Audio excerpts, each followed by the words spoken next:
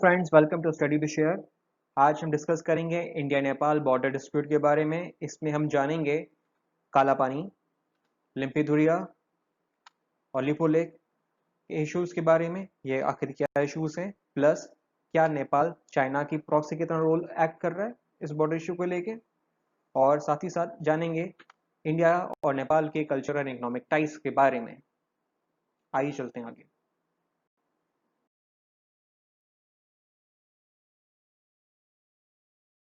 नेपाल की जो पार्लियामेंट है वो रिसेंटली पास करती है सेकंड कॉन्स्टिट्यूशन अमेंडमेंट बिल। इसके साथ वो एक लीगल स्टेटस ग्रांट करती है अपने नए पॉलिटिकल मैप को, जिसमें वो इंक्लूड करती है काला पानी, लिम्पिधुरिया, लिपो लेक एरियाज को। अब कहती है वो इसका सॉवरेन टेरिटरी है। इंडिया आर्ग्यू क्या करती है? इंडिया कहती है जो काला पानी और लिम्पिधुरा और लिपो लेक एरियाज हैं वो उत्तराखंड का पिथौरागढ़ डिस्ट्रिक्ट के पार्ट हैं। नेपाल कहता है ये उत्तराखंड का नहीं है, ये दराचूला डिस्ट्रिक्ट का पार्ट है। ठीक है, जैसे कि आप ये मैप में देख सकते हैं, नेपाल का नया पॉलिटिकल मैप है। इसने ये एक्सट्रीम कॉर्नर पर, ये वाले कॉर्नर पर नया टेरिटरीज इनकॉर्पोरेट करी है, जो कि इसका जूम जो है वो यहाँ है, जिसमें यहाँ पर एक लिम्पिधुरा, ये बीच सेंट्रल में काला पानी, और यहाँ पर सेंट्रल में काला पानी, और यहाँ पर लिपोलेक एरियाज को अपनी टेरिटरी में इंक्लूड करता है। दूसरा क्या इशू था? ये था कि कुछ दिन पहले 8 मई को इंडियन गवर्नमेंट ने 80 किलोमीटर लॉन्ग रोड बनाती है, लिपोलेक पास कर जाएगा, जिसके पास होते हुए वहाँ पर जो मानसून यात्रा होती है उस पर लोग जाया करेंगे। ये एक इशू का पॉइंट हो जाता है। आगे देखते हैं क्या बात है। ये जो नेपाल का नया पॉलिटिकल मैप है, ये एक तरह के नेपाल के ऑब्जेक्शन की तरह देखा जा रहा है इंडिया की रोड कंस्ट्रक्शन करने के ऊपर, जो इंडिया ने कंस्ट्रक्ट करी थी रोड धाराचूला और लिपोलेक में उत्तराखंड के अंदर। और वो जो रोड कैलाश मानसरोवर यात्रा को कनेक्ट करेगी लिपोलेक के पास होते हुए, एक नया रोड उसने इंडिया ने बनाया था। और ये कनेक्ट करेगी कहाँ करेगी? लाइन ऑफ एक्चुअल कंट्रोल के आसपास जाके ये रुक जाएगी रोड। और जो लाइन ऑफ एक्चुअल कंट्रोल है वो इंडिया और चाइना का एट प्रेजेंट बॉर्डर है। ठीक है। और ये जो नई रोड थी लिपोलेक से पास होते हुए बनाई गई थी, ये पिलग्रिम्स को बचाएगी डेंजरस हाई अल्टीट्यूड से, जो कि हम पहले सिक्किम के रास्ते से होते हुए नेपाल होते हुए हम कैलाश मानसरोवर यात्रा को जाया करते थे। ये रोड बनाई है हमारी इंडियन गवर्नमेंट की बॉर्डर रोड ऑर्गेनाइजेशन ने। और साथ ही इंडिया कहता है ये जो नेपाल का एक्ट था तीनों टेरिटरीज को अपनी पार्ट में इंक्लूड करने का, ये एक तरफा एक्ट है, ये इट इज यूनिलैटरल एक्ट।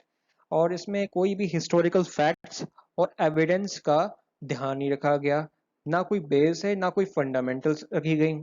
ठीक है। प्लस कह रहा है कि इंडिया कह रहा है ये जो टेरिटरीज थी तीनों, इसमें हम कई सालों से गवर्न भी कर रहे हैं और एडमिनिस्ट्रेशन भी कर रहे हैं, तो ये इंडिया के ही पार्ट है। और एक और चीज़ है कि नवंबर 2019 में इंडिया ने जम्मू कश्मीर का भी जब रीऑर्गेनाइज मैप पब्लिश करा था, जिसमें जम्मू कश्मीर को दो पार्ट में दिखाया गया था, दो जब उसको as a union territory convert कर दिया गया था, एक तरफ जम्मू कश्मीर यूनियन टेरिटरी थी, दूसरी तरफ लद्दाख यूनियन टेरिटरी थी, तब उस पॉलिटिकल मैप में भी काला पानी टेरिटरी को इंडिया की बॉर्डर टेरिटरी बना दिखाया गया था नेपाल के साथ। तो अब नेपाल को क्या इशू आ रहा है ना? तो ये देखने की बात है। Why Lipo Lake is important? आइए इंडिया नेपाल के बॉर्डर के बारे में जान लेते हैं कुछ। इंडिया नेपाल का बॉर्डर इंडिया के 5 स्टेट से पास होता है। पहला है उत्तराखंड, दूसरा है उत्तर प्रदेश, तीसरा है बिहार, चौथा है वेस्ट बंगाल, पांचवा है सिक्किम। और ये करीब 1800 किलोमीटर लॉन्ग है। अब लिपो लेक पास के बारे में जान लेते हैं। लिपो लेक पास उत्तराखंड के चौदांस वैली में से शुरू होता है, जो कि धाराचूला डिस्ट्रिक्ट में है। और पिथौरागढ़ डिस्ट्रिक्ट का एक सब डिस्ट्रिक्ट है धाराचूला, जो कि कुमाऊं रीजन में आता है उत्तराखंड के अंदर, यानी कि इंडिया का पार्ट में आता है अभी। और ये लिंक करता है बेश वैली में, जो कि नेपाल के में है। और साथ ही कनेक्ट करता है तिब्बत में, जो कि चाइना में है। और ये एक फेमस पिलग्रिमेज रूट के लिए पहुंचाता है, जो कि कैलाश मानसरोवर यात्रा भी कहलाती है, और एक तरह के ट्रांसफर पास की तरह ऐड करता है।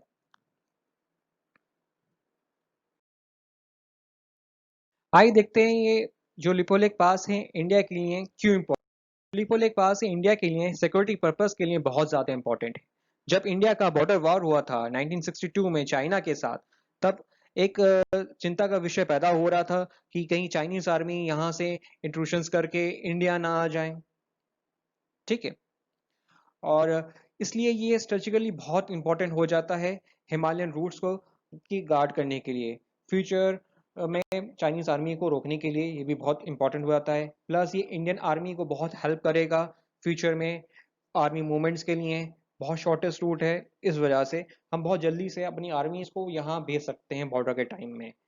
प्लस ये सिर्फ पिलग्रिमेज रूट के लिए पास नहीं बना है, ये साथ ही साथ जो ट्रेड रूट्स हैं इंडिया चाइना के बीच में उसको फिजिबिलिटी देगा और अपनी जीडीपी स्ट्रॉन्ग करने में हेल्प देगा। प्लस ये टूरिस्ट की तरह भी हम उसमें एक्टिविटीज बढ़ाने के लिए भी हेल्प करेगा। थर्डली एंड लास्टली ये एजुकेशन पर्पस के लिए भी हेल्प करेगा। जो लोग वहाँ आसपास गांव के लोग रहते हैं, जो बॉर्डर हिली एरिया होने की वजह से वहाँ स्कूल्स और कॉलेजेस नहीं है अवेलेबल, वो वहाँ से इंडिया के पास होते हुए इंडिया के अंदर आके एजुकेशन हासिल कर सकते हैं अच्छी। Cause of territorial dispute. Nepal के बीच में बॉर्डर को लेके क्या डिस्प्यूट्स हैं और किस रीजन्स में हो रहे हैं, वो दो रीजन्स पे हो रहे हैं। वो पहला रीजन हो रहा है उत्तराखंड में। उत्तराखंड में कहाँ हो रहा है? कालापानी में हो रहा है, लिपो लेक में हो रहा है और लिम्पे धुरा में हो रहा है। दूसरा रीजन है बिहार में, जो कि सुस्ता में है। इनमें से इन चारों में से कालापानी जो एरिया है वो सबसे बड़ा टेरिटोरियल डिस्प्यूट एरिया है इंडिया नेपाल के बॉर्डर को लेके, जो कि 37,000 हेक्टेयर्स लैंड पर पूरा फैला हुआ है। और ये पिथौरागढ़ डिस्ट्रिक्ट में आता है, जो कि ईस्टर्न मोस्ट कॉर्नर है उत्तराखंड स्टेट का।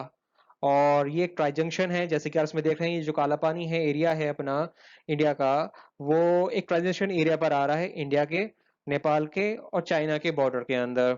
और जो हमारा बिहार वाला इशू है, बिहार वाला इशू में क्या है, वो बिहार का जो सुस्ता रीजन है वो गंडक रिवर के आसपास लोकेटेड है। और गंडक रिवर का जो रिवर का कोर्स होता है वो चेंज होता रहता है दोनों कंट्री के बीच में। जैसे रिवर होती है, रिवर चलती है, कहीं पानी का बहाव ज्यादा आता है तो रिवर मान लीजिए इस तरह से फ्लो में कर रही है, कहीं पानी का बहुत ज्यादा आ गया तो चला गया, कहीं पानी ने अपना कोर्स चेंज कर लिया तो कहीं इस तरह से हो गई। तो इस तरह से जो गंडक रिवर का जो रीजन है वहां पर वो चेंज होता रहता है। तो एक तरह का ये बॉर्डर डिस्प्यूट पैदा हो जाता है, कोई कहता है कि नदी का हमारा याला एरिया, कोई कभी कहता है नदी का याला एरिया है। ठीक है। अब यहाँ पर इस वाले मैप में ये हमारा टोटल पूरा एरिया हम थोड़ा दिखा देते हैं आपको, इसको थोड़ा जूम करके, इस वाले मैप को थोड़ा जूम करके दिखा देते हैं। जो इस वाले मैप में जो फर्स्ट नंबर पॉइंट है, ये लिम्पी धुरा है। सेकंड नंबर पर काला पानी है। थर्ड नंबर पर लिपो लेक पास है। फोर्थ नंबर पर ये इंडिया नेपाल का ट्रांजैक्शन बॉर्डर पॉइंट है। ऑरेंज कलर की जो लाइन है ये इंडिया नेपाल का बॉर्डर लाइन है, प्रेजेंट बॉर्डर लाइन है। और ये जो येलो कलर की लाइट लाइन है, इसको मिटा कर देता हूँ, ये इंडिया और तिब्बत की बॉर्डर प्रेजेंट बॉर्डर लाइन है। अब नेपाल ने करा क्या, ये सारा एरिया अपने अंदर नए पॉलिटिकल मैप में इंक्लूड कर लिया है। तो इसलिए एक पूरा डिस्प्यूट का केस निकल के आ रहा है सामने। अब नेपाल इस पूरे इश्यू को लेके क्या कह रहा है वो जरा देख लेते हैं। नेपाल कह रहा है जो 1860 की थिंग की ट्रीटी ऑफ सगौली थी, जिसके तहत गुरखा रूलर्स जो कि काठमांडू में के थे और ईस्ट इंडिया कंपनी के बीच में अपने वो पिछले 3 साल से चल रहे युद्ध को, जो कि एंग्लो नेपालिस वॉर के नाम से जाना जाता है, उसे खत्म करने के लिए बनाई गई थी। अब जो इसका जो ट्रीटी का डॉक्यूमेंट है उसे नेपाल एक ऑथेंटिक डॉक्यूमेंट मान रहा है और कह रहा है ये एक लौता ऑथेंटिक डॉक्यूमेंट है जो बाउंड्री इशू के लिए बनाया गया था। और इसके तहत नेपाल ने सिक्किम, कुमाऊं, गढ़वाल और वेस्टर्न तराई जैसे रीजन्स ब्रिटिश ईस्ट इंडिया को दिए गए थे। और इसके साथ रिवर मैची को ईस्टर्न बॉर्डर एरिया मान लिया गया था इंडिया का। और रिवर काली जो कि महाकाली नेपाल में कही जाती है, उसे नॉर्थ वेस्टर्न बॉर्डर एरिया मान लिया गया था। इस ट्रीटी के तहत गंडक रिवर को भी इंटरनेशनल बॉर्डर एरिया माना गया था इंडिया और नेपाल के बीच में। अब फिर नेपाल कहता है जो सोर्स ऑफ काली रिवर है वो करीब कुछ लिम्पिधेरा के आसपास की है, जो कि एक हायर अल्टीट्यूड रीजन है बाकी सारी नदियों के फ्लो के सामने। इस लिहाज से जो लिम्पिधुरा और लिपो लेक और काला पानी एरियाज हैं वो तीनों ही ईस्ट ऑफ रिवर काली के आते हैं। ठीक है। और ये ट्रीटी ऑफ सेगोली साइन होते हुए पिक्चर्स थी। रिप्लाई दिया नेपाल का वो देखते हैं जरा इंडिया ने क्या कहा। जो बॉर्डर है वो काला पानी शुरू होता है, जहां से काली रिवर ओरिजिनेट करती है। और साथ ही साथ वो कहता है नेपाल ने जो वेस्टर्न एरिया था 1816 में ब्रिटिश ईस्ट इंडिया कंपनी से हारने के बाद, सारा एरिया वेस्टर्न का वो इंडिया को सौंप देता है, ब्रिटिश ईस्ट इंडिया कंपनी सौंप देता है। और जो ट्रीटी ऑफ सेगोली थी उसमें डिफाइन था जो ओरिजिन पॉइंट था काली रिवर का, वो नेपाल का बॉर्डर होगा। लेकिन जो दोनों कंट्रीज हैं, जो काली रिवर को लेके अपने अपने अलग अलग सोर्स देती हैं। फिलहाल इंडिया के हिसाब से जो काली रिवर का सोर्स है वो एक स्प्रिंग से आता है, जो कि लिपोलेक पास से थोड़ा सा नीचे, मतलब काफी नीचे पाया जाता है। और इसके ऊपर का कोई भी एरिया ट्रीटी में मेंशन नहीं था, सिगुल ट्रीटी में, कि ये नेपाल का होगा। ठीक है। और इंडिया आर्ग्यू करता है कि जो रिवर है उसको लेके कोई एग्जैक्ट कोऑर्डिनेट्स अवेलेबल नहीं है, मतलब कहाँ से शुरू हो रहा है वो ट्रीटी में मेंशन नहीं थे उस समय। और कुछ सालों बाद जब सर्वे की टेक्निक्स इंप्रूव हुई, तब जाके इसका एग्जैक्ट मैपिंग हो पाई। ये इंडिया पॉइंट दे रहा है। क्या कह रहा है, जो एडमिनिस्ट्रेटिव और रेवेन्यू रिकॉर्ड्स हैं जो कि 19 सेंचुरी से लगातार देखे जा रहे थे, वो सारे का रिकॉर्ड्स कह रहे हैं जो काला पानी है वो इंडिया का ही भाग है, इंडिया का ही पार्ट है, और हमेशा से पिथौरागढ़ डिस्ट्रिक्ट एरिया में ही काउंट करा गया उत्तराखंड का। और जब इंडिया इंडिपेंडेंस हो गई इंडिया की, उसके बाद से इंडिया ने लगातार 1950 से इस एरिया को अपने कंट्रोल में करा। उसमें कई सारे इंफ्रास्ट्रक्चर डेवलपमेंट करी, एडमिनिस्ट्रेशन भी करा, मिलिट्री डिप्लॉइंग करी। ठीक है। और सबसे बड़ा पॉइंट जो है, जो इंडिया की तरफ है, इंडिया कहता है, वो ये कहता है कि जो चाइना था उसने लीगली एक स्टेटमेंट दिया कि जो काला पानी और लिहोलेक पास एरियाज हैं वो इंडिया के सोवरेन एरियाज हैं, यानी कि इसमें इंडिया की फुल अथॉरिटी है।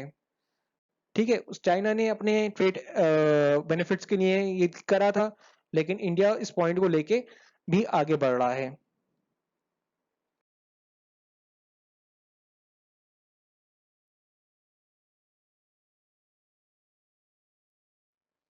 इंडिया इस पूरे इश्यू को लेके कह रहा है ये जो काठमांडू ने स्टेप लिया है, इसके पीछे चाइना का हाथ है। और जो इंडियन आर्मी के चीफ हैं जनरल एम एम नारावड़े, वो पब्लिकली कहते हैं जो नेपाल ने ये स्टेप लिया है ये खुद से नहीं लिया है, किसी और के बिहाफ से लिया है। इनडायरेक्ट वो एक रेफरेंस देते हैं कि इसमें चाइनीज का इंटरफेरेंस है। और जो हमारे right wing media news channels हैं, वो नेपाल के इस स्टेप को बताते हैं कि एक चाइना प्रॉक्सी स्टेप है बॉर्डर इश्यू को रेज करने का, जिसका कोई मतलब ही नहीं था।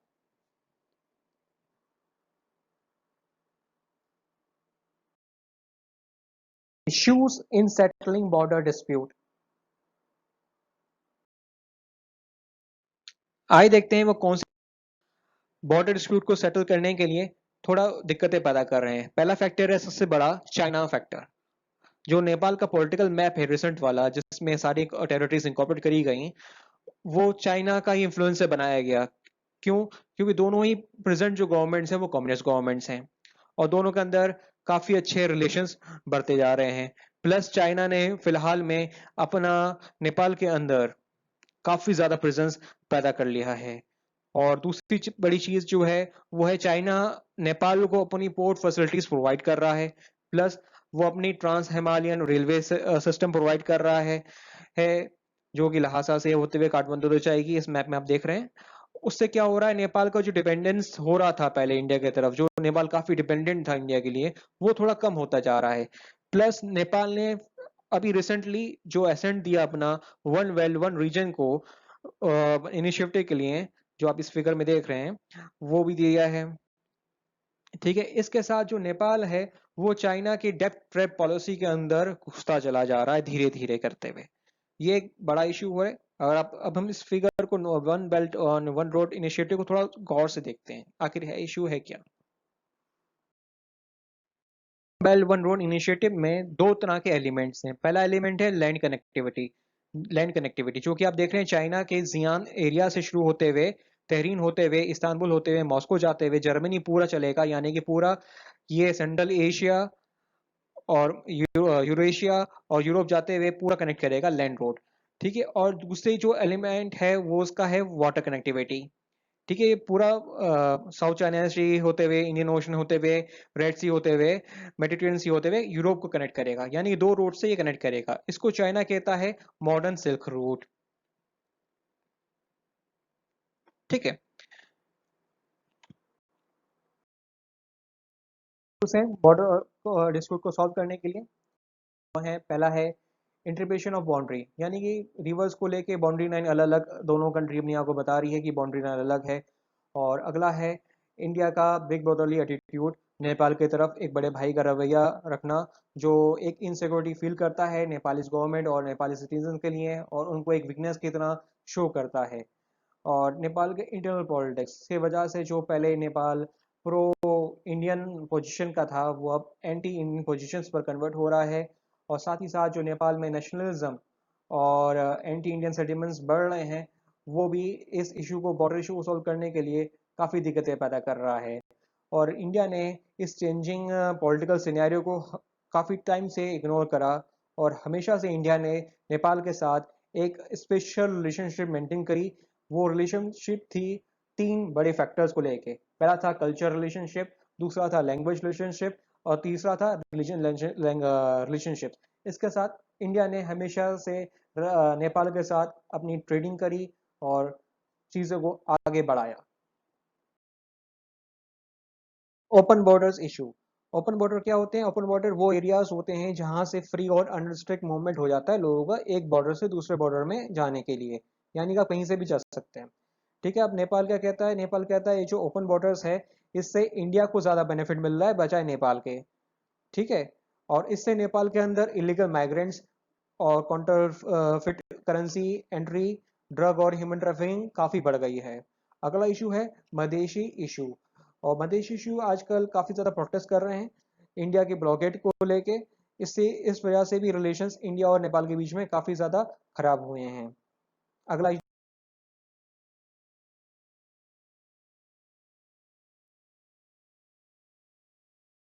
Different phases of India Nepal ties है, कल्चरल टाइज। इंडिया नेपाल दोनों ही एक कॉमन कल्चर शेयर करते हैं, एक common way of life share करते हैं। और रिलीजन ही सबसे बड़ा एक फैक्टर है जो दोनों कंट्री के बीच में क्रॉस कंट्री पिलग्रिमेज का फैक्टर बनता है। नेपाल से इंडिया की तरफ चार धाम में लोग आते हैं पिलग्रिमेज करने के लिए, और इंडिया से लोग पशुपतिनाथ टेम्पल में जाते हैं। और साथ ही साथ दोनों कंट्री के लोग अपने ही एरियाज में लोकेटेड, जैसे कि इंडिया में कुछ बुद्धिस्ट साइट्स हैं और नेपाल में भी कुछ बुद्धिस्ट साइट्स हैं, दोनों ही कंट्री के लोग दोनों ही बुद्धिस्ट साइट में जाते हैं। और जो मधेसी पॉपुलेशन है वो एक क्लोज कनेक्ट पैदा रखती हैं बिहार की लोकल पॉपुलेशन के साथ, उनके साथ एथनिक टाइज हैं। अगला है हमारा इसमें स्ट्रेटेजिक टाइज, नेपाल एक बफर स्टेट की तरह एक्ट करता है चाइना और इंडिया के बीच में। और साथ ही साथ नेपाल के कई सारे लोग इंडियन डिफेंस फोर्सेस के अंदर एम्प्लॉयड भी हैं। Political ties, third point, India एक वाइटल रोल प्ले करता है डेमोक्रेटिक ट्रांसलेशन में नेपाल में मोनार्ची के अगेंस्ट। और नेपाल को एक डेमोक्रेटिक कंट्री बनाने के लिए, कॉन्स्टिट्यूशनल कंट्री बनाने के लिए इंडिया ने एक बड़ा रोल दिया था। और जो नेपाल की कांग्रेस पार्टी है, जो कि ओल्डेस्ट पार्टी है नेपाल की, वो इंडिया को सपोर्ट करती है इंटरनेशनल रिलेशंस में। लेकिन फिलहाल जो कम्युनिस्ट पार्टी है, जो रूलिंग पार्टी है नेपाल की, वो चाइना की तरफ थोड़ा सा टिल्टेड है। नेक्स्ट पॉइंट आता है हमारा इसमें इकोनॉमिक टाइज। नेपाल जो है एक इम्पोर्टेंट एक्सपोर्ट मार्केट है इंडिया के लिए। ठीक है, अगला है जो पॉइंट है, जो हिमालयन रिवर्स जो नेपाल से निकलती हैं वो एक हाइड्रो इलेक्ट्रिक पावर प्रोजेक्ट्स के लिए बहुत बेनिफिशियल है अब इंडिया के यूपी और बिहार जैसे स्टेट्स के लिए। और साथ ही साथ इंडिया ने तीन मेजर वाटर डील्स भी करी थी नेपाल के साथ, जो कि कोसी रिवर एग्रीमेंट है, गंडक ट्रीटी भी है और महाकाली ट्रीटी है। इसके साथ इंडिया जो है नेपाल को पावर एक्सपोर्ट करता है, यानी इंडिया नेपाल को बिजली सप्लाई करता है। और लास्ट पॉइंट जो है इसमें वो है, नेपाल जो है वो इंडियन करेंसी का सबसे बड़ा बोरोवर है साउथ एशिया के अंदर। ठीक है, देखते हैं इंडिया नेपाल के लिए क्यों इम्पोर्टेंट है। इंडिया जो है नेपाल के लोगों के लिए, नेपाल के लोगों को रोजगार देने के लिए सबसे बड़ा और सबसे नजदीकी फॉरेन एम्प्लॉयर है, और एक सबसे बड़ा डेस्टिनेशन भी है नेपाल के स्टूडेंट्स के लिए, एजुकेशन के पर्पस के लिए। थर्ड पॉइंट, इंडिया एक पोटेंशियल नेबर की तरह ऐड करता है जो नेपाल के हाइड्रो पावर्स को जनरेट कर सकता है। और इंडिया ने कई सारे हाइड्रो पावर प्रोजेक्ट्स भी लगाए हैं नेपाल में और कंस्ट्रक्ट भी करे हैं और अभी रन भी हो रहे हैं, चल रहे भी रहे हैं। फोर्थ पॉइंट, इंडिया सबसे बड़ा टूरिस्ट है और इंडिया के सबसे ज्यादा जो टूरिस्ट लोग हैं वो नेपाल में आते हैं और जो नेपाल का टूरिज्म है उसमें इंडिया का शेयर सबसे ज्यादा है। तो ये चारों फैक्टर्स नेपाल के लिए बहुत इंपॉर्टेंट हैं इंडिया के रिलेशंस को मेंटेन करने के लिए। और इसके साथ इंडिया और नेपाल को डिस्प्यूट्स को हम इस समय क्लोज करते हैं और आगे के इश्यूज के लिए नेक्स्ट चैप्टर्स के बाद आप हमारे चैनल स्टडी टू शेयर को लाइक करिए, सब्सक्राइब करिए और शेयर करिए। Thank you.